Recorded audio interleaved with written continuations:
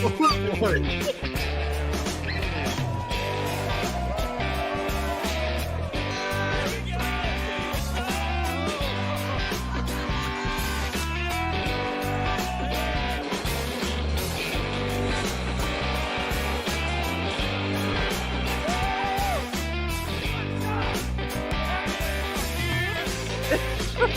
Everybody, here we go. Jeffrey, you gotta get a sucking from me, buddy.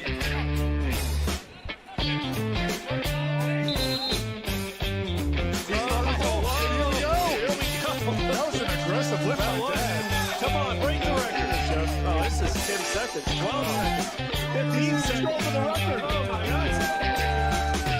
It's a new record. Let me have the mic. Can I have the mic? So blow, blow, Seminoles wind, blow like you're never gonna blow again. Well, I'm here. I'm not sure where Corey went. He was supposed to come out here. He's supposed to be here for this big win. The Noles have lost. Oh, it's coming in hot. I made it.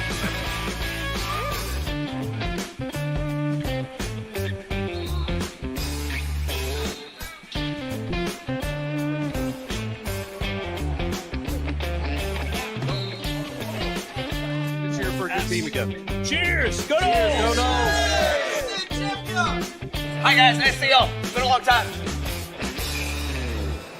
Yay! All right, here we go. It's a victorious edition of the Warchant Gameday Postgame call-in show built by T-Spark Enterprises. He's Gene Williams. My name is Tom Lang. The game is not quite over, but come on, folks. 5:24 to go in this one. Florida State leads 41-0. It has happened, Gene. Florida State has eclipsed the 20-point mark in the United States of America. Florida State has eclipsed the 21-point mark for the first time this season. The Noles have 41 points. It was an ugly start. I was cursing and saying bad words in the first quarter, but just take it for what it is, folks. Florida State is going to double their win total today. Welcome, Gene. How's it going? It's going pretty well. That intro, see, you may wonder why sometimes we do the countdown and sometimes we play the Warchant montage because it's such a feel-good thing when you're losing, getting blown out by, the likes of BC and North Carolina and SMU. It doesn't really feel appropriate to play that, but it always puts a smile on my face. And then at the end, of course, the last couple of clips, you got DJ and you got Alex Atkins, and it kind of floods back. Okay, it's still 2024. But yes, you get your second win. We knew it was coming. I mean, this is an awful team. You knew FSU was awful, but this is like the worst team in the major leagues versus the worst team in the minor leagues. Yep. So you're just seeing that there is a huge difference in talent. But it's good to see they got the win. It looks like they'll probably cover the spread. So good for them. Here it is. One question about the final result. The only one that's left is, does Florida State get a shutout? A spiked baseball in the hand of Randy Shannon? Could it be that's how this play ends? Yeah. How funky is that? How do you feel about that, Gene? I guess it's a good going away present for Randy. Yeah. I think that would be nice. I'm wondering, I know Chip's retired sort of, but I mean, will Chip come out of retirement for that? That's some very intriguing questions you brought up, Tom. How will they handle the spike baseball? Yeah, that's right. I guess really the big storyline, we'll get into it a lot, and I'm sure some of the people will want to chime in too, is a couple things. Luke Kromenhoek, I thought obviously started out rough, but I thought he got his feet under him and looked much better after that first quarter. And the sign that he played almost the entire game, you got to wonder. I know you and Jeff talked about on the pregame show a little bit about maybe there were some conversations had this week about what the roster might look like, which players are invited back and which ones aren't. You really got to wonder if Luke's days are numbered after just bringing – I'm not Luke. I'm sorry, Brock's days are numbered. The fact that Luke got the start and got that and he played that well – you really got to think, man, and they're going to go out and get a transfer quarterback. I'm 90% sure they are. So, I mean, it just seems like he might be the odd man out. But if you're reading some of the tea leaves from what we saw today. Yeah, I found that interesting because Mike said during the week that both quarterbacks were going to play. He told TV, and usually TV gets more honesty out of the head coach because they're not going to present information until the ball is already kicked off. But they said that they expected to see both quarterbacks, and it wasn't until very late in the action today that you saw Brock Glenn. I would have expected, honestly, at halftime, the way Mike messaged it that maybe Brock would get the first drive for the second half. But it looks like the future of this program, whether they add a portal quarterback or not, they're going all in to try and keep Luke Kromenhoek. And, Gene, the number one thing for him is just get rid of the ball. That's the thing that drives me nuts personally. Some things are open, just cut it loose. It's there, let it go. But otherwise, the tools that Luke has, you can see why he was rated as he was. He's got a cannon for an arm. He's tough to bring down to the ground. And today's a day that he can smile about. We can talk about the future of the program and who can you win with in 2025 later. But a good day for Kromenhoek. You should have a good day against Charleston Southern. But it's nice to do things you're expected to do a little bit closer to it, at least. So now that's where Florida State is. 3 touchdowns, over 200 yards passing for Luke Kromenhoek. Also, one more thing we're going to celebrate, and Director Ben, you can wipe it up on the screen. Gene, it's a good day for you, man, because you have stayed steadfast in your commitment to only being a part of the post-game show from an imbibing standpoint if the Noles win. So here it is. Oh, my goodness. There we go. Siren for Gene Williams. Now, the question is, are you choosing to do so? Oh, you know what? It's funny. I'm going to have to, okay, so I'm doing some spot. So I actually have water right here, but because you went to the trouble of making that graphic, give me a second here. Okay, so Gene is going off camera right now. No, right, I got it. Was that Jim Beam? What was that? We got a black label here. Oh, Johnny Walker. Okay. Johnny Walker. We'll suck that. We'll suck this baby down while we're going here. I'm not going to be Corey. I'm not pouring it on my head. I'm sorry. Yeah. No pressure there. Because we had this one sitting there. It just seemed appropriate, right? There you Cheers go. To the Noles. Cheers, everybody. Who wins, baby? Oh, it was a sip. Okay. All right. We're going to cut the siren. It tastes good. I may have some more. I may drink some more. We'll see. We got a good comment, maybe a good tip, donation, good caller. Well, maybe I'll sip some more. Okay, there we. Yeah, what would it take, Gene, to just shoot the whole thing? What would be the? Don't see now. Someone's going to tip a lot of money to do that. I'm supposed to go out, drive my wife around tonight. We're going out later tonight, so I don't want to get too hammered because I got to drive. So we'll see. I'll do some sips. Don't get me in trouble. People push the envelope. Give Gene some peer pressure. He's an adult. He'll respond to it properly. There's a thing called Uber. Things go bad, right. This is, of course, the Warchant Gameday Postgame call-in show, which means that your calls are coming soon. There's not a whole lot of takeaways that we can, espouse for 20, 30 minutes here. Sometimes in these losses this season, Gene, we'd spend 15 minutes talking about the game. I don't know that there's too much to do except to say the young players making some nice catches down the field. Landon Thomas with a great catch in traffic. I don't know that Luke Kromenhoek saw the safety bearing down on him, but through contact, an excellent catch. Amari Williams had some nice plays today. And then Hakeem Williams with an awkward-looking one-handed catch to extended drive as well. You saw some of those. What a catch that was. It almost looked like, you see the replay, it looked like he was going to kind of alligator arm it. And then it kind of one-handed came in close enough to him. And it was a very awkward catch, but I mean, it counts. He caught it. Yep, it does. And again, you're just looking for some little things like that today. I thought Florida State was going to run the ball a whole lot more when they were having no success whatsoever to start this game offensively. I was yelling at the screen, why not just keep it simple and run the ball? But in the end, there's under 2 minutes to go now in this football game. And Florida State is 173 yards on the ground, 240 yards through the air. So again, Kromenhoek finishes the day 13-20 for 209 and 3 scores. Keziah Holmes, who I thought was going to be a much, much larger part of the offense this year. I was impressed with him in spring. At least he gets some shine today. 3 carries, 38 yards, but 2 touchdowns for Keziah Holmes. So good for him. I thought Lawrence Toafili was going to get a ton of touches because you're going to send him off the right way. Story of his career. 6 carries for 33 yards. Looked good when he got the ball. And then Cam Davis today, 9 carries for 39 yards as well. So receiving touchdowns, Amari Williams, that was on the shovel pass. Hakeem Williams, RPO glance, wide open in the end zone. And then Ja'Kai Douglas on the long bomb. That's when it actually was the first time I smiled. Gene was on the bomb pass. The first half was laborious, but you start first play from scrimmage in the second half and you hit a bomb, and that was a laser of a throw. That's when I said, okay, good for you, Luke Kromenhoek. Nice moment. Yeah, no, it was a nice moment for him. And, again, we got to see, I mean, you wonder, you'd like to have seen this against a real team. to see what he can do. But I mean, this is one of those things. It gives him a little confidence. He gets out there. He has some success. You can see as he got success, he got better and better at it. He's got a lot of stuff to clean up. Hopefully a better offensive line and maybe some better receivers to throw to next year. Or if he's even the quarterback, he might be the backup. We'll wait and see. But I mean, it's only obviously a positive. Is there something going on? Because I'm kind of surprised because I did not get more run. When he's out there, he looks good. He looked good last spring when he's limited plays been out there, but they always seem to go to Cam Davis before him. And to me, he's looked better than Cam Davis. And maybe this is one of those let's look to the future kind of things with Cam. Well, Cam got time in the first game of the season in Dublin. Yeah. Sam Singleton got more time than Keziah Holmes. I remember Sam Singleton was in the rotation as early as BC. I don't know if he got a touch in Dublin or not, but it just seemed like Keziah was buried in the depth chart. So, I guess you could say trust their evaluations, but I guess you could retort and say trust their evaluations.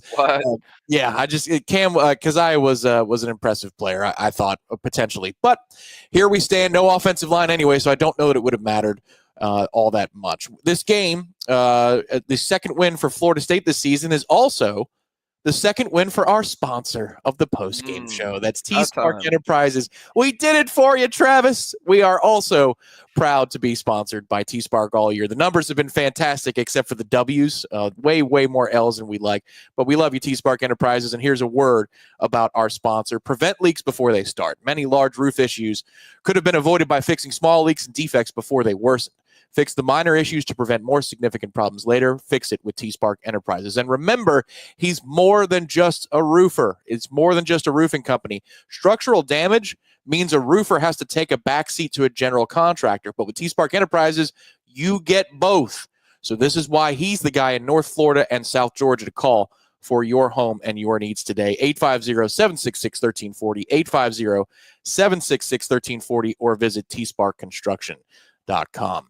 All righty, let's take a look. The phone lines are starting to light up a little bit. I believe I see Spartan Noles 71. So we're gonna be rapid fire today, much like that first quarter that took 10 minutes, the first half that took 40 minutes. But hopefully our callers have more success in FSU's offense to start. That is correct. And I suspect we might be talking about bigger picture issues, like what are the changes? Who comes next? Maybe Gene will give us some nuggets that he shared. Oh, don't put the pressure on me, Tom, now. Well, there's going to be a check, and I know those questions are coming. So I believe we're speaking to Ralph, Spartan Noles 71. Go ahead and welcome to the program. Hello, everyone. How's it? Aloha. Obviously, there's nothing that I can say. That's not already obvious. But with what we saw out of the freshmen, running backs, quarterback, receivers, tight ends, we have clearly got to go all in on an O-line this portal season, off season, that can handle the weekly competition that gives these guys the time and space they need. I have loved our young, skilled players' potential. We have just got to give them time to develop the plays and not run for their lives. My bigger question, or my one question is, do you even remotely think, based off of Randy Shannon's success at the DC level at his various stops, that he is even a consideration, or do we just break ties altogether? Thank you. I appreciate it. Thanks, Ralph. You're right. Young skill position. There's something to work with there. Now the work is to retain these guys in case, maybe some of the schools that were interested in them on the trail are coming calling. But we'll see what Florida State does, how they approach the offseason from a personnel standpoint. I personally, this is no inside knowledge. I feel like they're going, this is it for Randy Shannon. I think he's guiding the ship home, and he's doing so. It looks like Charleston Southern is inside the 10-yard line right now. So we'll see if they get that. Oh, Mickey, put the starters out. Well, there's a touchdown for Charleston Southern. So no spike baseball. Gene, your thoughts? You're more dialed in on this than I am when it comes to Florida State's thinking. Yeah, no, I just saw that. Yeah, Ralph, I agree with Tom on this. I don't see it. Put it this way. I listed 16 guys on my initial defensive coordinator hot board. Randy Shannon wasn't on that list. If that tells you something. I mean, you can't say it's impossible if just everything were to fall apart and they lose a bunch of guys they want to get. I mean, I would not completely throw out the possibility that Randy maybe stays on as some kind of defensive analyst or something along those lines. You're paying him anyway. So why not do something like that if he sees value in it? He does have a lot of experience. He supposedly has connections to Miami to help you recruit, although I've never seen that come to fruition since he's been here. But as far as a defensive coordinator, I mean, that's incredibly long odds for it to happen that way. So, like I said, he was not one of the top 16 I listed last week, and I still wouldn't put him in the top 16. And actually, I added one since then in a nugget. So, yeah, he's not in the top 17. Boy, oh boy. Now there's Florida State football. Noel Kev, I don't care if it's Charleston Southern, Southern Charleston, or Prince Charles, south of Wales. It's an Xbox it is. Red Solo Cup night. Thanks, Noel Kev. We appreciate that. We'll put that up on the screen in just a second here. But Noel Kev is one of the good ones on the in the Warchant chat. He's part of our daily shows, our daily offerings, live 1 o'clock JCS, live 1 o'clock. With Seminole Headlines on Tuesdays, Wake Up Warchant. So thank you, Noel Kev. We appreciate that.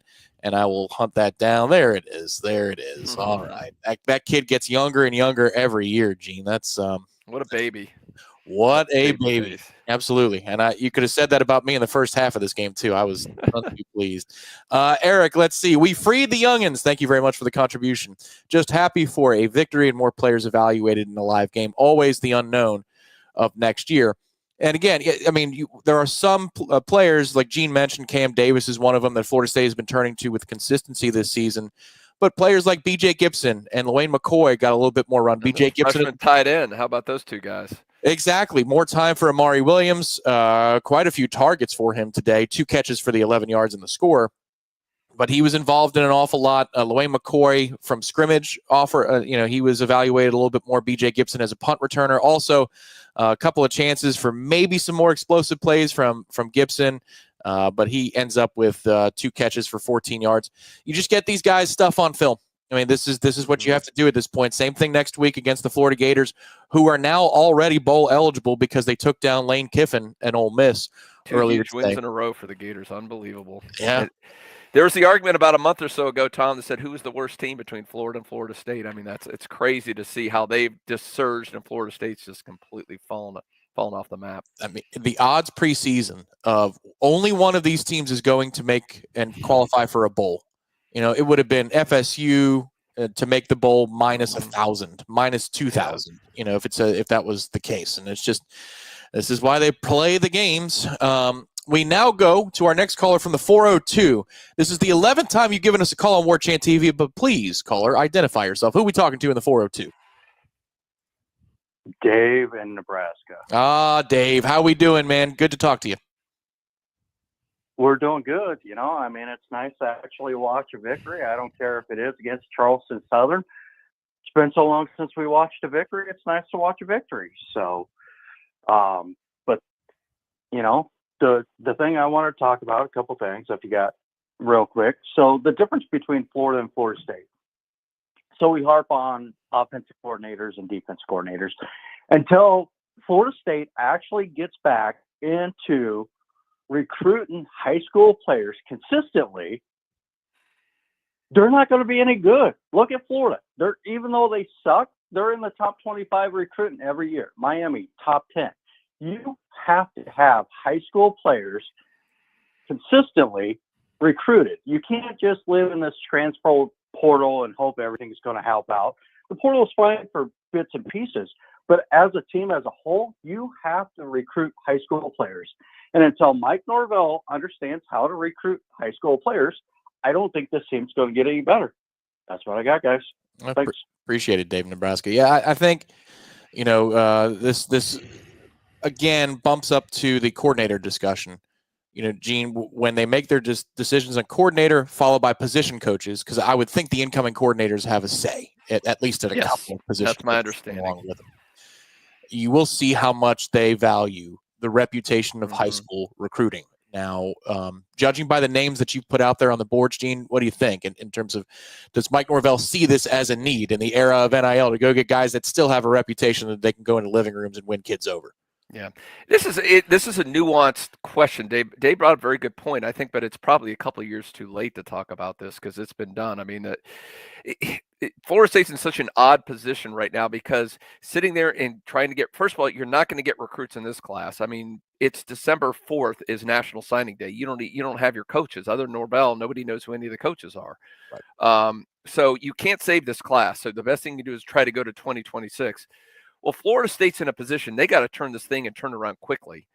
And sitting here at this point and putting all your eggs into trying to recruit 2026 and kids that probably won't be able to help you for at least another year or two after that, going typically in recruiting. So I get your point. You're absolutely right. But I think that cow's left the barn at this point. I think the immediate impetus has to be to turn this roster over with the portal. I know people hate hearing that because that's what Mike Norvell has been leaning on so heavily the last couple of years. But this team is desperate for a talent infusion, and the only way to do that in the short term is through the portal. So I don't think coordinators are huge in recruiting anyway. I think that's kind of overstated. When I put a line on our hot boards, any some recruiting connections or how good they might be in recruiting. But it's those position coaches that make it or break it there. It's your offensive line coach. It's your wide receiver coach. It's your defensive backs coach. Those are the guys who are going to be the heavy hitters in recruiting. And I think that needs to be a major factor in when you bring these guys in. If they have some recruiting chops, that's going to help. But at this point, in the short term for Florida State, for Mike Norvell, I just don't see it making a whole lot of difference unless you're bringing that over to recruiting guys through the portal. But I think that's more about NIL and opportunity, which there's plenty of opportunities at Florida State, that's for sure. Yeah, the only way it would work is if you get, one of your new coaches is from a Power 2 institution that's kicking butt on the trail and they have a couple of guys that come with him. But that's a long shot at this point. Now, It has happened. If I remember correctly, when Jeremy Pruitt took the defensive coordinator job for Florida State in 2013, he had DeMarcus Walker and Jalen Ramsey with him, like in his back pocket. I think that happened as like a quick 1, 2, 3 punch, and we'll take that. Those are some nice gifts. If a coach has that along with him, he's hired. Yeah, I would agree. I would absolutely agree. And we've heard the hot board referenced quite a few times. Well, what is a hot board? Oh, well, you can find out at warchant.com if you're here on Warchant TV. This is what we call the 150 special. Mike is taking things very seriously in this graphic, and we hope he's taking it very seriously behind the scenes as well. The 150 special gets you the following things. $1 for 7 days of access to warchant.com. Everything that we have coverage-wise, team, coaching changes, transfer portal, rumblings, and that's going to be happening very, very soon. Recruiting class, impacts across the board. This is a time of change for Florida State. If you want to give us a shot, take a look at what we got for 7 days. You can do so for $1. But again, choose that annual subscription, and you will get 50% off the annual after those 7 days are over. So head over to warchant.com. No promo code is needed whatsoever. Go to warchant.com, sign up today under the annual choice, and this is the deal that you're going to get. We're proud of what we do at warchant.com. We think we're going to win you over. We know we will if you give us a crack over the next few days. That special is ending fairly soon, I would imagine. Is that correct, Gene? I believe so. Maybe we'll go through, Black Friday kind of thing. At least you got to keep it going through there, or Cyber Monday. So the Florida State fumble or something, all of a sudden, Charleston Southern has it back inside the 10-yard line again, or 15-yard line. Onside kick recovered by Charleston Southern. So here's an interesting thing. The number, if you could get it, was 33.5, but it closed at 34.5. So those of you that had 34.5, one way or the other, were affected by the last score. If you have 33.5, you could be still affected one way or the other by what's going on. 4th and 10 you're ahead of me probably on the time thing, so you might see. Maybe they'll kick the field goal just so they can cover. Yeah, it looks like there is a turnover on downs. So there you go. Okay. It is going to end 41-7. So if you got this puppy at 33.5 and you laid the points, you are a happy person. Jan, thank you very much for the contribution. I hope Coach Mike Norvell isn't above playing the dirty double head shot on Tate last year that cost us a playoff spot and on repeat all week. That's right. I forgot about that. I read that poorly, but that was the Gator hit to the head where Brock Glenn comes in and calls his own play the very next play. Late hit, targeting flags are touchdowns next week. Prescription for pain and tally next Saturday night. Thank you, Jan. We appreciate it. You don't want Mike to have a problem with memory ahead of next week. That's a 7 p.m. or a 7:30 kick, which means we're going to have a late night on the postgame show. We'll have a toast to send us off, right, Gene? Yes, I think that's definitely drinking. I think I may be drinking heavily that season or that night. I don't want to say this because then we're going to be held to it. It's kind of like what I did with you with the Johnny Black. But I've got an idea for a great way to do a send-off. So I'm gonna tell you about it once we're done here. Let's see. Let's go to our next caller in the 305 for the 15th time on Warchant TV. We're talking to you in the 305. Who is this? And go ahead. Hey, what's up, guys? It's Martin over here in the 305. I've called all year about Atkinson. I finally got what I wanted. But what I want to talk about is big picture. And you guys are talking about Florida and what's the difference between us. Well, one of the main difference, and I know you guys say, oh, it's too late for this, but it is recruiting, because Florida has a 5-star talent that is producing.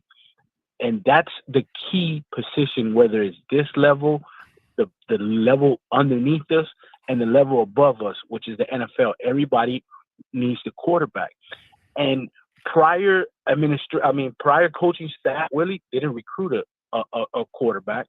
Mike hasn't really recruited quarterback, because from what I saw today, it looks like it's going to be Luke, and he's not going to be ready next year.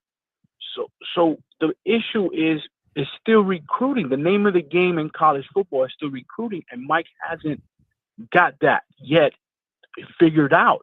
So can you guys do me a favor? I know when the end of the year you guys get him and you ask him questions.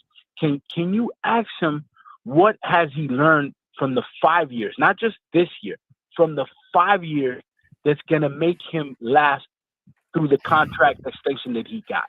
Thank you. Love the show.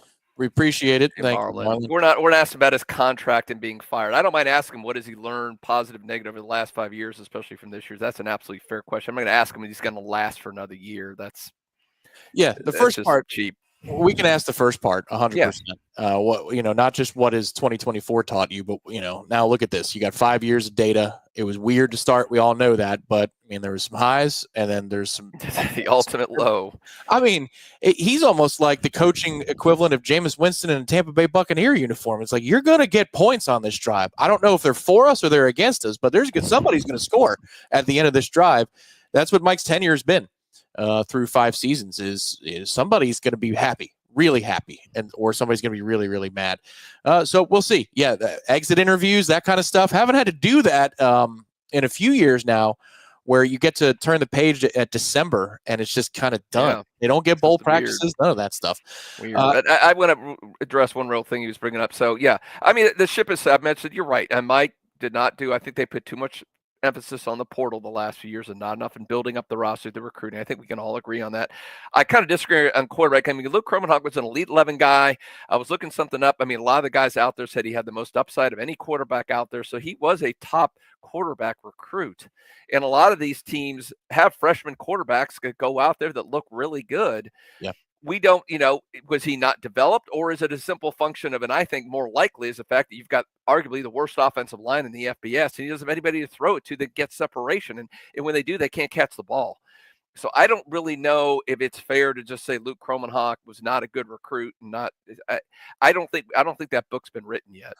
No, well, and it's just a fact that Georgia made an 11th hour play to see if they could flip on signing day. Georgia's not in the business of bringing in dudes who are terrible. Now, it was always understood that he was going to be more of a project than a DJ Lagway because he had played other positions. And so he was still learning how to play quarterback. You can see that his internal clock is just not ready. Simply, it's not ready. Now, there were some signs once a few things went his way today that maybe the game was slowing down a little bit for him. But you see the raw tools that Luke has. I hope he's a part of the future plan. But, I don't know that I hope he's running out of the tunnel as your starter against Alabama. Don't you think best case scenario, Tom, is you get a pretty high, not a DJ, but someone who's a little bit maybe more of a true dual threat, a little bit more polished, all-around quarterback to come in as a transfer, give Luke one more year to learn in the system, and then hopefully by the next year, then he's ready to go. And then maybe you got that offensive line to the point where it's good enough. I think he's the kind of quarterback that needs a really good above average offensive line to flourish. But at this point, the way the line is, and even if it gets a little bit better next year, I just don't think it's a good fit. Well, yeah, I like the tools he has with his legs. He's got a cannon for an arm. It's just about processing. And here's the thing. I think you're right, Gene, because, if you bring in another quarterback, they're both going to be learning a new system unless the quarterback comes with the coordinator, because I don't think we're running Mike Norvell's offense next year. I think whoever comes in, and again, this is per your report. Marion would be close. It's running his sort of offense, just he's not running it. Sure. It's just that, again, there are different formations, there are different rules, there are different responsibilities that, are you going to throw another playbook, a new playbook with some different concepts at Luke and expect him to be ready to go against Bama next season? Or are you going to bring in a guy that you think that can gracefully hand it off? But that requires money, that requires connections from the new coordinator, and it also requires that everything hinges back on spending a lot of money and making good evaluations on offensive line help. You're going to have to get that in droves this offseason. Angela, thank you very much for the contribution. With the Gators now believing in Napier, does this scrimmage today help our chances? It can't hurt to play with more confidence next week. Frankly, what I'm hoping for, DJ Lagway is clearly playing hurt. They're bowl eligible. What I'm hoping for at this point is to say, hey, let's not get the kid banged up anymore. Let's see if we can get him ready to play in a bowl next month. But I don't know if it helps the chances, because they definitely believe. They bought in. They bought in. And funny enough, they beat the guy that many in the Florida fan base were expecting to be the new head coach of the Florida Gators, in Lane Kiffin. They beat him today, 24-17, for those of you just joining us. And in general, I should reset, because I'm seeing a lot of numbers come in. Hit the like button underneath the video as you come in. Florida State has doubled their win total in 2024. The Noles now have 2 wins on the season. The game has gone final. We started a little bit early here on the Warchant Gameday Postgame call-in show built by T-Spark Enterprises, but the final score today, 41-7. Florida State hit that magical 22nd point of the season and kept going. Florida State also achieved over 400 yards of offense today. Oh, my lucky stars. How blessed we are on this Saturday, just shy of Thanksgiving. We're going to reset, take a few more phone calls here, actually quite a few more phone calls. You see the phone number at the bottom of the screen. This is a message from our sponsor, T-Spark Enterprises. We'll be back in just a minute right here on Warchant TV.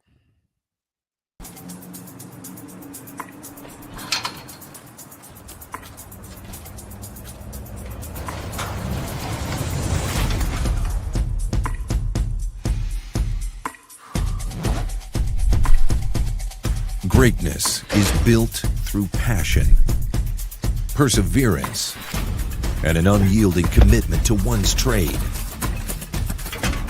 It starts with dedication and the relentless pursuit of perfection. The early mornings, the late evenings,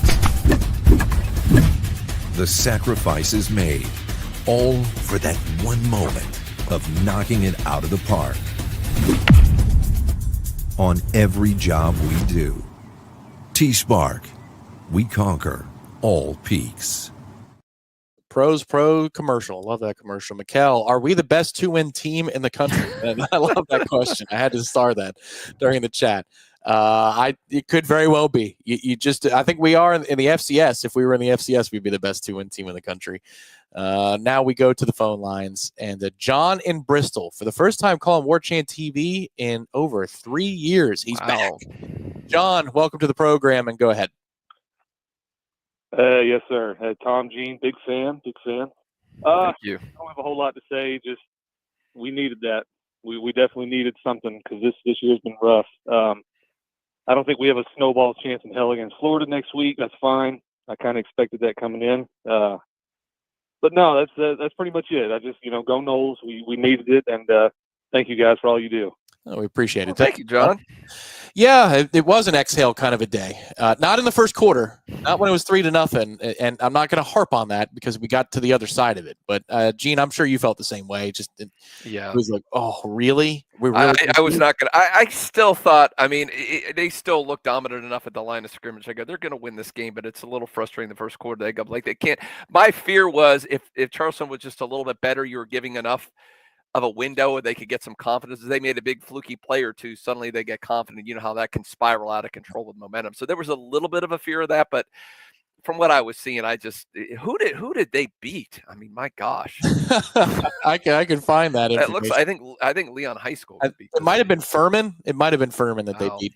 So when they had a 4th and short, actually TV did a good job on this. A former Nole was in the booth today. Forrest Conley. Forrest Conley. That's right. Yep. When they got to 4th and 3 in a 3-0 ball game, and they decided to kick in that situation, it looked like they called their 3rd down play to go for it. And then that kick went wide. I was like, okay, well, because it felt like if you get to 7-3, that place might have come apart at the seams. The fans, you could hear them in the stands. Those are the diehard loyalist Noles. You're like, oh, I can feel the tension, but then it goes the other way. So, crisis averted. And now 41-7 is your final. We go to Richard in Cummings, Georgia. Richard, welcome to the program for the 9th time on Warchant TV. Go ahead. Hey, it's a win. Woohoo! Hey, baby steps. You got to start with the first win. That's it. Absolutely. But hey, I was listening to you guys earlier in the week talking about the coaching and the UNLV guy kind of being considered. I'm kind of wondering if maybe we should stay away from unproven college coaches and kind of look more, since players are being paid, the portal's like free agency, and these kids ultimately they come here because they want to go to the NFL. If maybe we start, like I said a few weeks ago, building especially for recruiting, Norvell bringing in coaches that can say, hey, you come here, I'm going to get you to the NFL. He knows how to deal with the players that are getting paid, and he knows how to deal with evaluating free agency, kind of the portal. Just wanted to see what you guys thought about going that route. I appreciate it, Richard. Thank you. Gene, any initial thoughts again about, I guess Richard's saying either proven name or perhaps professional NFL name at the coordinator level? Just any general thoughts you have on that? Yeah, we've got, if you got a hop or a war chain, I've got, he mentioned Brandon Marion, the UNLV, who had worked with Mike Norvell before. And you're right, not a big name, a smaller program, but has had obviously a lot of success. But, there's guys on the list that have NFL experiences. There's guys on the list, that have had consistent success at the FBS level coordinating defenses. So I mean, but it all comes down to, you want to hire the best guy. I don't think they should get too caught up. And this guy's been with Alabama and Georgia, or whatever that is, or the resume is, even though this guy is sharper, to me, I want a guy who's sharp, who's organized, who's going to get the most out of his players rather than worrying about a guy who's a bigger splash name hire, in my opinion. But, I get it. It would be nice to have a guy that's NFL experience and a guy that has succeeded consistently at the D1 level. So, I mean, it's a tough call, but I think you just got to go with a guy that you think is the best fit and is going to turn this thing around quickly. I think I'm usually a long-term guy, but I think you've got to go whoever's going to give you that short-term fix. I think this program is at a state. It can't wait a few years to build back up. And I'm not talking going out next year and winning 10 games, but they got to be in a bowl eligible next year at the very least. Brennan Marion, we've got a breakdown coming for you on Warchant TV tomorrow with Dominic Robinson, where I asked Dominic about go baby. Yeah, connections, because Dominic is connected in the West Coast coaching community as well. He may have crossed paths with Brennan Marion when his son was being recruited to Texas. So a couple of moments. The coaching fraternity is small. Everybody kind of knows each other once you get to a certain level, especially if you have a son who is a decorated recruit. So Dominic has some serious thoughts about Brennan Marion. That video will be available tomorrow on the channel. Be on the lookout for it. We had a shorter version of it run in today's pregame show, so you can also go back and get a preview of that. Everything from general thoughts, reputation, what Brennan Marion can be, go offense. Is it do you believe the hype? And then also all 22 breakdown of a few plays, a few concepts. Should Marion get the job, we're going to go a lot deeper into his offense, but this is just kind of the 10,000-foot view. So be on the lookout tomorrow, Warchant TV. Remember, subscribe to the channel. That way, that video will post on your home screen tomorrow morning or tomorrow afternoon when we run it. We now go to Memphis, the land where Mike Norvell came from, and we speak to Jim in Memphis. Jim, go ahead. Welcome to the program. Well, thank you. My comment and question is I think I'm hoping there's going to be some kind of postmortem about this season. The crater from, 13-0 to 2 and whatever. And I'm wondering, was it NIL money or money problems? Money wasn't spent right. Did the kids just quit going to class? What in the world happened And so that it doesn't ever happen again. I can't believe Mike Norvell and his staff forgot how to coach. And was it Travis Jordan? Was he the linchpin to this whole thing? I would like someone at Warchant to do a real dive into what happened this season, because it's been, and this is the first time caller, but I listen to y'all and we're all frustrated. But I think that maybe it would just be some cathartic. Is that the word? Yes. To what really happened? What happened this year? So that's my comment and question. Thank you very much. We hope to hear from you again, Jim. Good call. Yeah, we can hear the passion in your voice. I can tell you at least part of it. I know part of the answer. Gene, this is going back to a Monday press conference, maybe after game 3 or game 4, where Mike Norvell is talking about, I asked my players, I challenged them, what are you doing on your own time to be up to the standard? If you're coming to the media and saying that you've asked your own players, are you putting in the work necessary away from mandatory team functions? That is Mike Norvell telling the media he doesn't believe his kids are, invested in going the extra, hours, minutes, hours, and days that they need to in order to develop themselves and be bought in. That's an indictment on himself, but it's also an indictment on the players. I think what he had, in fact, I know what he had the last couple of years, and guys like Jared Verse and Jordan Travis and Braden Fisk and Johnny and Trey Benson and others were dudes that were going to go do the work that they needed to do, that they were assigned to do, but then they were also going to do the work away from the facility. And I think and then they're leading when they're all doing that, everybody follows. Yeah. To your point, Tom, and I think that's a big part of it too. You didn't ever have the leaders you didn't have the Verses and the Fists and those guys to lead by example and lead through leadership as well. But now going back to Jim's question, yes, I think absolutely we need to have a postmortem, a breakdown. And Tom brought up some of the points. I'm hearing more. It helps now. I'm hearing more. I'm not going to give away now, but I've heard more and more details about some stuff behind the scenes, what was going on in the Moore Center. So, I mean, it's it's not an easy thing. And I do think it stems back to the snub and then how Mike reacted to it, the players, the program, and so many things spiraled out of control at that point. But I think it's definitely a fair question. It's something we need to get into deeply. It's going to be a little depressing. But I think you're right. You have to learn from history. You can't just shrug it off. You have to, what went wrong? So you make sure this never, ever happens again. Yeah, I think a big part of it, the smokescreen of it, is we get excellent access compared to most any other media contingent in the country. But still, when you get to view practice, that is but a morsel of what a program is and what it's all about. Practice didn't look any different. I'm telling you, you can choose to believe me or not, but in spring camp and fall camp, didn't look any different. There were no red flags. Not on the level. There were. I mean, we knew the wide receivers sucked, and there were some other little things, but not a 2-win team flag. No. And I'm talking about engagement level, connected, to the purpose at hand. The guys weren't like getting kicked out of practice or walking out of practice. Like Willie practices when it was all you could see exactly the team was unraveling. Absolutely. The end of Jimbo's tenure too. You hear about guys getting kicked out of practice, dressing down coaches, all kinds of culture issues. Man, that wasn't happening. I think what the problem, part of the problem too, was they had fragile confidence from the snub. They expected to go to Dublin and win a ball game. They didn't. Then they thought, all right, well, we're going to come home. We're going to handle business against Boston College. They get smoked. And it's just like, thanks for playing at that point. Yeah, they were out. Chris, thank you very much for the contribution. Who can Norvell bring in for recruiting? Is Shannon keeping the DC job?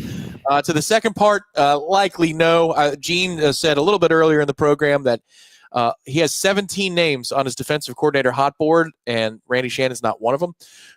And then in terms of who can Norvell bring in for recruiting, it's not just going to be Mike Norvell. I know I'm not answering the question directly, but the coordinator hire is also going to help influence what Mike Norvell does with the recruiting process. I just hope, Gene, that when this is all said and done, that you have 3, 4, 5 position coaches who do have historical ties to the state of Florida or the Southeast. That was something we talked about when Mike brought in his first staff. You had Dugans and you had Odell Higgins, and he didn't really have anybody else who had connections to this part of the country. You need more of that. God bless Ron. We love him. All things he did for FSU, but he's never regarded as an ace recruiter. That was not something that was supposed to be in his wheelhouse. And we saw that come to fruition. So, Odell was the only proven recruiter really he had on the staff. Real-time updates, Chris, on this information can be found at warchant.com. And again, you can sign up right now. It's a brief one. the $150 special, $1 for 7 days of access to warchant.com, then half off an annual subscription that will have real-time updates. But you can stay tuned to this channel. We did a great video this week with Ira and Gene, where Gene broke down the latest intel. Ira talked about the implications of the intel. You're going to get information here at Warchant TV, but head over to warchant.com for real-time updates on who Florida State is looking at. Kenneth in Delwood is next on the program. Kenneth, welcome to the program. Go ahead. Hey, yes, sir. Talk about bringing recruits and all like that. My question is, do we reach out to some, whoever hires the offense defense coordinator, do we go after some of these FCS like North Dakota, South Dakota State players? And my second question is, who's starting against Florida on Saturday? Is it going to be Luke or Brock Glenn? That's just a couple questions that I just want to ask right there. Well, we appreciate it, Kenneth. Yeah. First off, I'll answer second question first. It has to be Luke at this point. Yeah, it's Luke. He got the start in this game, and he threw 3 touchdowns. He played fairly, relatively speaking, against the team. I can't imagine that he would go back to Brock Glenn. And as we discussed earlier, I think if you read the tea leaves a little bit, it seems like you hate to speculate on stuff like that, but it really seems like Brock might be the odd man out here. And maybe when that portal, and I think it's December 9th is when that portal officially opens up, I would not be surprised to see Brock Glenn in the portal when that happens, and leaving Luke there, and then probably a transfer coming in. And his other question about that, I think FCS players, absolutely. And I think that's when Mike buttered his bread before. I think he did a really good job going out and identifying that talent at smaller schools, FCS schools, getting those guys that are talented enough, but they've also got that hunger. I think that's something he missed big time in a lot of the transfers this year. You could see it. And like you point out, Tom, after they lost those first 2 games, all the energy, all the fight went out of them. Can you ever see a Brandon Fisk or a Verse having a bad game or two, losing a game or two and checking out? It's not in their DNA. He needs to find more guys like that. Yeah, correct. Yes. Low level FBS, FCS. When you're talking about an overhaul in the scope of dozens of players coming to Florida State, they can't all be from Power 4 by definition. And also this needs to be a cautionary tale that if they, for whatever reason, rested on the laurels of, well, this kid was recruited to LSU or this kid was recruited to Alabama, so therefore he has to be a player. Yes, he had a lot of stars next to his name, but if Alabama wanted these kids, they'd still be in Tuscaloosa. You've got to keep that in mind.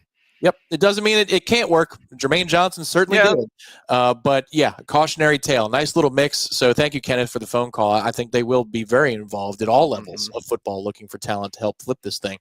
We now go to a new caller, Claude in Cincinnati. All right, Claude, welcome to the program, and go ahead. Hey, guys. Hey, how's it going? Hey, thanks for having me. I won't be that long. Actually, I wasn't even going to call in, but I just feel like we are blaming the players too much. It's not the players. We have more talent than Boston College, SMU, Duke. We have more talent than those guys. We just have to get the right coaches coaching at the right level. Right? I don't like the last caller was saying about getting players from Georgia, getting players from Georgia or Alabama. All that's fine, but these players are still at least better than the competition that we're having. So, not really a question, but I don't buy into blaming the players. It's 100% on the coaches. We appreciate it, Claude. Thank you for the call. This wasn't murderer's row of a schedule in 2024, and the schedule laid out pretty nicely. So when you do face the likes of Georgia Tech and Boston College and SMU and Memphis, who gave up $1 million to Navy, and North Carolina, who got smoked by BC today, like they got smoked, unless there was a late comeback that I didn't see. Yeah, you're not 2-9 in terms of your talent level. There's no way, and that's a fair point. But I think we have been ripping the coaches pretty hard this season, Gino. I agree. Obviously, the 2 coordinators are fired in season, so obviously they've identified that coaching is a serious issue, and there's a lot of problem there. But to not see with your eyes that there's been a pretty significant drop off in talent, like you said, it's not the talent ridiculous. Not 2 wins.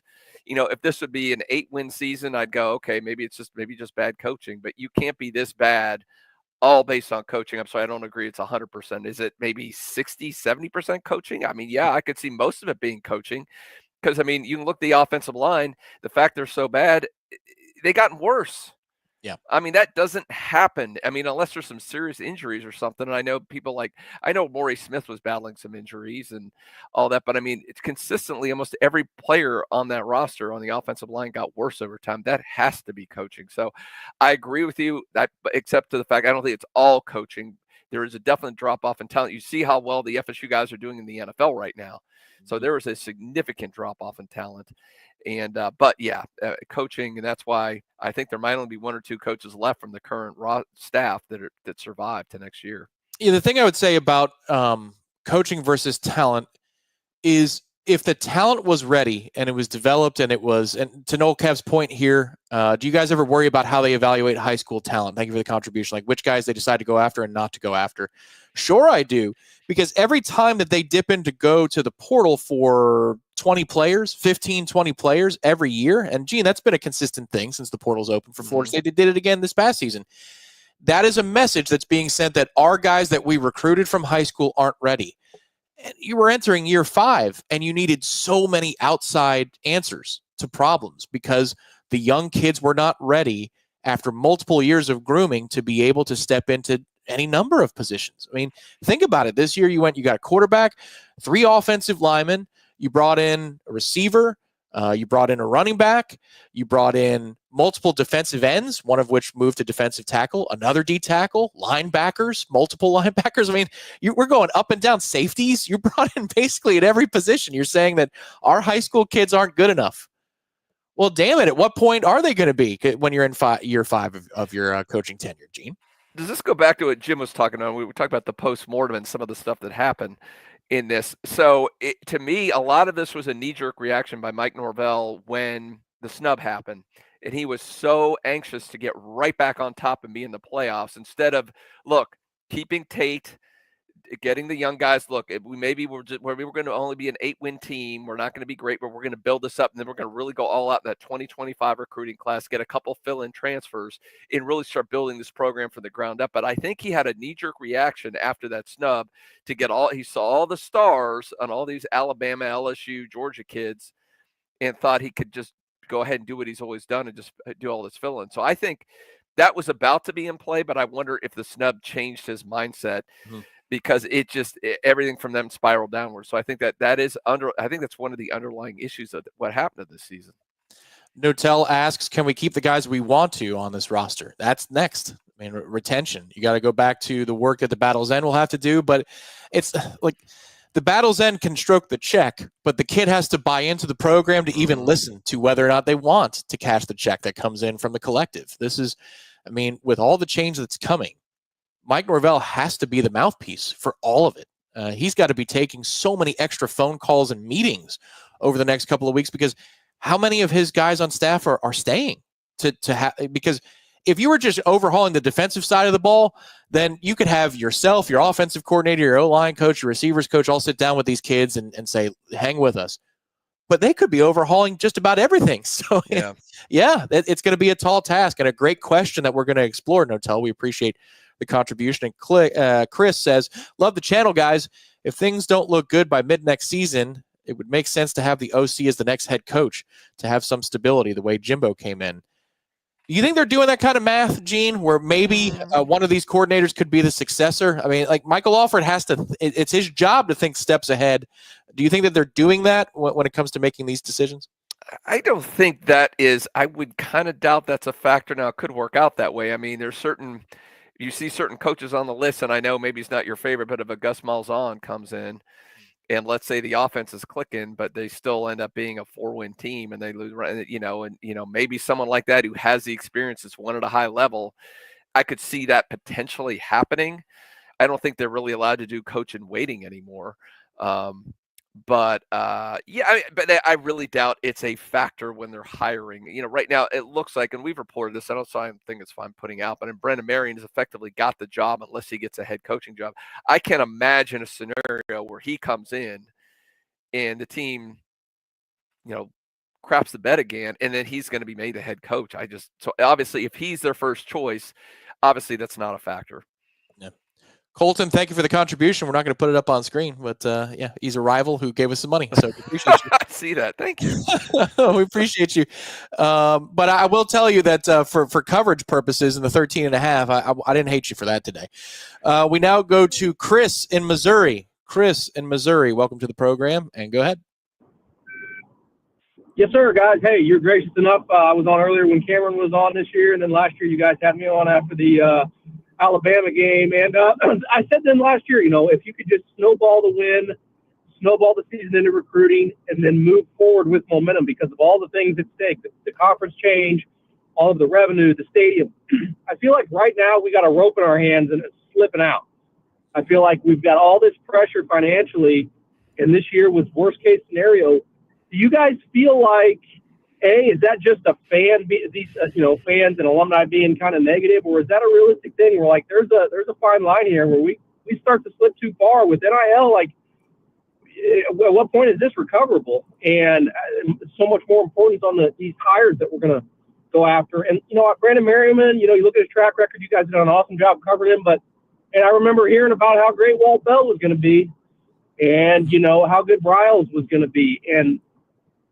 Then you look at Tom Herman. You guys have been talking about Tom Herman. Is Norvell closer to Tom Herman, or is he closer to somebody else?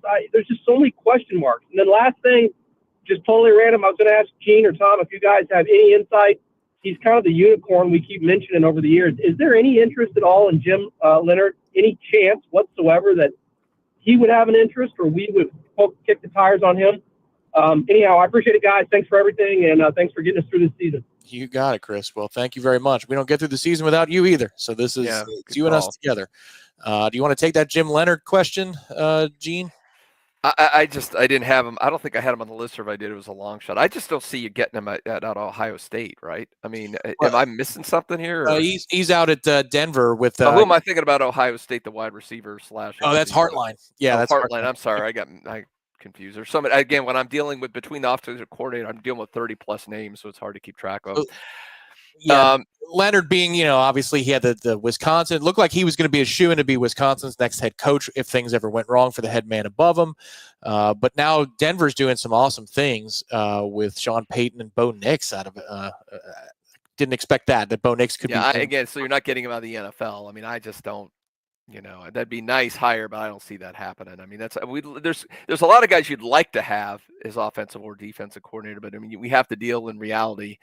I just don't see that happening. Guy making a jump like that to a team that's had this kind of season and going back to college. I mean, he would have a lot of work to do. I just don't see that happening. Badass resume.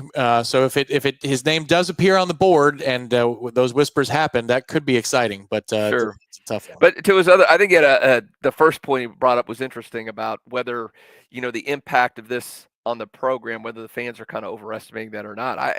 It is putting a pretty big hit on Florida State at a bad time. I mean, not only he mentioned the conference, you're hoping to get out of this conference in the next couple of years. You want to be as appealing as possible, and you're gonna have to pay a lot of money to be able to make that switch. No matter what happens, it's going to cost FSU a pretty penny. And at the same time, you're building a stadium, you're building a football complex, you're revamping, you're trying to get a lot more money from fans with licensing fees and all these other things. I mean, the timing of this couldn't be worse, which is again why I go back to the short term. There has to be a short-term turnaround quickly. Why next season is so important. And I think if you saw, I think it was last week or 2 weeks ago, Mike Alford had the booster town hall meeting. If you saw, they put up an interesting graphic on that where he showed the value based on TV contracts and stuff like that. Florida State was still, even after the season, in the top 10 on that, and still well above the Florida Gators on that. Now, maybe he obviously, I don't know where he got those numbers for or anything else, but I mean, it shows that Florida State's brand is still very strong, but obviously another crap season and that brand is going to start taking a big hit. It could definitely impact the program long term. So we're all fighting against here. If that buyout didn't exist, I don't know what they would do, but the buyout does exist for Mike Norvell. And so here we are, and we'll see what decisions they make. These next 2 weeks are going to be critical. I'm sure outside of the post-game show that we do next week, late at night, we're probably going to have to do a pop-up live stream over those next few days. I'm sure it's coming because announcements will be coming down the pipe. So stay tuned to Warchant TV. Hit the subscribe button. It's absolutely free. We now go to Ian in Orlando. Ian in Orlando, welcome to the program, and go ahead. Yeah, thanks for taking my call. What record do you guys think Norvell has to have next year to keep his job? And say a scenario where they beat Alabama but have a mediocre rest of the season. What do you think happens then? Thanks for taking my call. Appreciate it. Yeah, the decision at the margin is what Ian's talking about.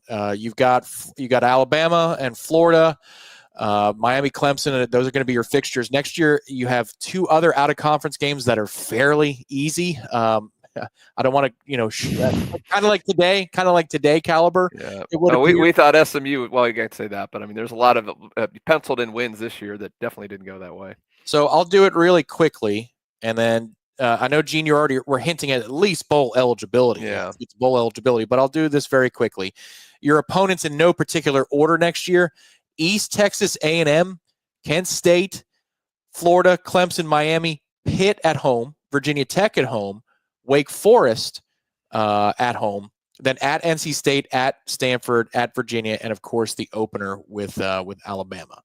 So there's a lot of potential for wins in there, but we would have looked at last year's schedule and said, or this current year's schedule and said there's a lot of wins in there. I think 7 is what you need. 6 in bowl eligibility, maybe. Again, but that's going to come down to you're getting into who do they beat. You beat a Miami and a Clemson in that, and well, that's probably good enough to get you through. But I mean, I think a below 500, it's a real conversation we're having. Is it done? And it's just going to see what do you see what if he ends up having a 5-win season, but he's got a top 10 recruiting class. And I know that sounds crazy, but I'm just throwing out there are other variables involved if he's bringing in a good class. And what if they get better as the season goes on and they beat Florida in the last game or some ranked Florida team? I mean, there's a lot of weird scenarios in this, but I would think bowl eligibility, he's probably good. And you're going to need some other things to happen for a record less than that. Absolutely. Let's see. Ian, thank you very much for the contribution. He just says happy Thanksgiving to all of you.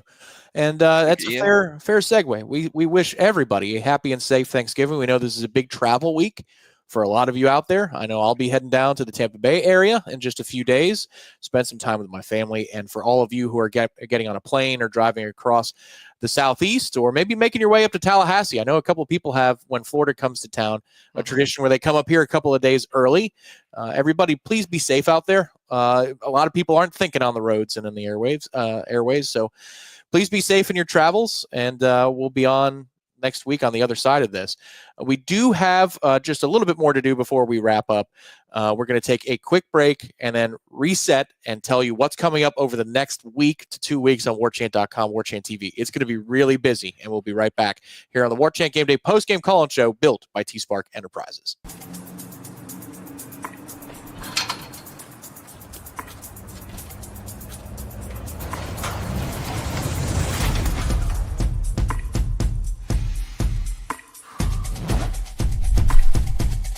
Greatness is built through passion, perseverance, and an unyielding commitment to one's trade. It starts with dedication and the relentless pursuit of perfection. The early mornings, the late evenings, the sacrifices made, all for that one moment of knocking it out of the park. On every job we do, T-Spark, we conquer all peaks. This is typically the part of the program where I say, Gene, looking forward to the PFF grades on a Sunday morning. There's going to be predict the highest grades of the season. Yeah, there's going to be some good grades for Florida State tomorrow. But I think I know what everybody's coming to the website for. It's more information. Do you think, Gene, that maybe as Florida State and the rest of college football exit another week of games and they get into that lull of a Sunday, that perhaps some developments might crystallize that could be available on the boards? Or do you think that we're in wait-and-see mode for another week until the regular season concludes? Well, I know a lot of people get frustrated because they want to hear that hire right away. I really don't think, unless it's a coach that has been fired and he could be hired right away, it's probably not going to happen, like you said, till after that Florida game. That Sunday and that Monday are probably going to be very busy with a lot of news, a lot of press releases, a lot of official hirings taking place, because you want to get those guys in here as soon as possible. It behooves FSU, even though I don't know how much good that's going to do for the December 4th early signing period, but it'll definitely, you want to get them ready and prepared to go on the road. And you got to hit those 2026 kids early and catch up, because you've lost some ground with those kids already. So the sooner you get them in, the better. So I think it'll get crazy busy. That said, I do think we did this last week, got some things narrowed down. We figured out who the front runner was at offensive coordinator. We got a guy like it, and I'm really excited about this one. I've not heard anything to dissuade me from Brad White from Kentucky being maybe even the front runner there at defensive coordinator. I mean, some people talked about a name that's played at the high level that's been successful for a while. There's one on that side of the ball for you. So maybe that gets solidified and we hear more of that going on. And obviously he's still with the team right now, so it's a little tough to get definite information. My only concern about that one, and I heard it from a very good source, is, and I think he makes 1.3 around there right now. So maybe he's playing for even more money. Who knows? Although the way Kentucky is, maybe not the best time to get a raise, but I do worry. I think Sexton's his agent, and he's always playing games, so you never know. I don't know, and if you don't know this, it's fine. But is Sexton Marion's agent as well? I know he represents everybody. No, I don't think he is. Okay. Well, that's a relief. If he comes to FSU, then he probably will be. He'll probably he's about to sign the contract, and Sexton comes, I can get you a better deal. Yeah, mid-negotiation. The one thing I would say is if Brendan Marion takes a head coaching job, it likely won't be for money, because I would imagine that Florida State would come with more coin than FAU or Temple, or certainly Kennesaw. Yeah, what are State. they paying typically? About $1 million or so? I mean, I think that's right. Yeah, close somewhere between $1 and $2 million. I think Florida State. I talked to someone who's been a coach too, and they were saying it would behoove him to go to FSU instead of taking one of those jobs, because that's not a good place to build up your resume, as being a head coach at one of those places. I guess Lane Kiffin did it at FAU, but for the most part, most coaches don't. He's not going to bring in any recruits. They're not going to know him at those schools. It's a tough build. Yeah, it's a heavy lift. And here, this is the thing for any offensive coordinator candidate or defensive coordinator candidate. Look at what you can improve on. I mean, got nowhere to go but up. I mean, if you get this offense next year to top 50 in FBS, maybe stays for 2 years. Yeah, I mean, that's a good point. Top 50 and then maybe top 20 the year after that, and then you are a really hot. You're a Power 4 commodity at that point. I'll bet you're catching offers at top 50 after 1 year. Maybe not the offer you want, but you might be starting to have to consider those things. That's where, if you look at this program, what it can be, what it is right now, if you can shrink that gap, I mean, that's how Mark Stoops got the Kentucky job that he's still holding to this day.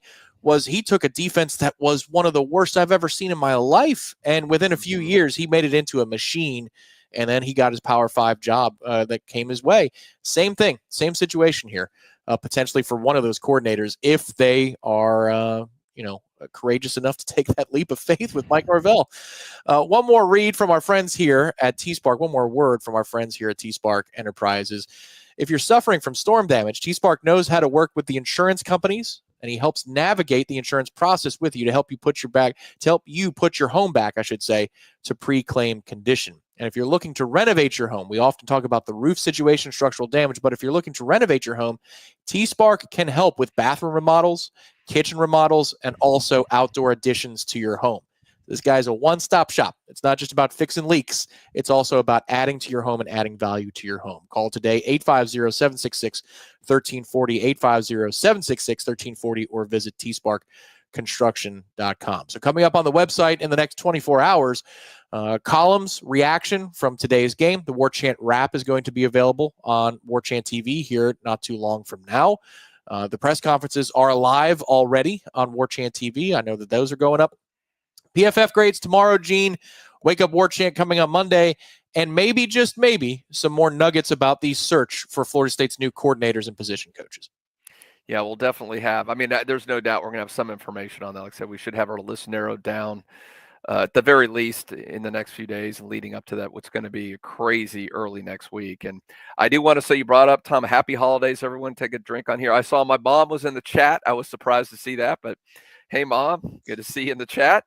And man, looking forward to it. We'll see everybody next Saturday night for another late night. And like you said, that may be a heavy drinking night. We'll see. Yes, the concept, as soon as we sign off, I'm going to share it with you, Gene. I think you'll like it. I just don't know that we can pull it off. That's always the hard part. But we will be reconvening for this show next week after Thanksgiving. Happy Thanksgiving, everybody. That show will begin, hopefully not in the fourth quarter of the game. That'd be bad news. But we'll be. We're blowing them away like today this time. There you go. I love the optimism there. Make sure to hit the like button, subscribe to the channel. And once again, warchant.com. $1 for 7 days of access, then half off an annual subscription after that. So head over, no code needed. Just head over, give us a shot to earn your business. I know we will. So head over to warchant.com for all the latest information. For Gene and Ben behind the scenes, for everybody who contributed to the program today, whether it was a comment, a question, or a contribution, we really do appreciate you. Terry Clark screening calls behind the scenes, and also T-Spark Enterprises getting the second win of the tenure as the Let's get them one more, Tom. Yep. One more. Yeah, that's right. One more round of applause. I'm going to play the air raid siren because it feels like a high alert that Florida State wins its second game of the season. Here we go. It just kind of went down. Okay, that's fine. We will talk to you here next time on Warchant TV, and good night, everybody. Cheers.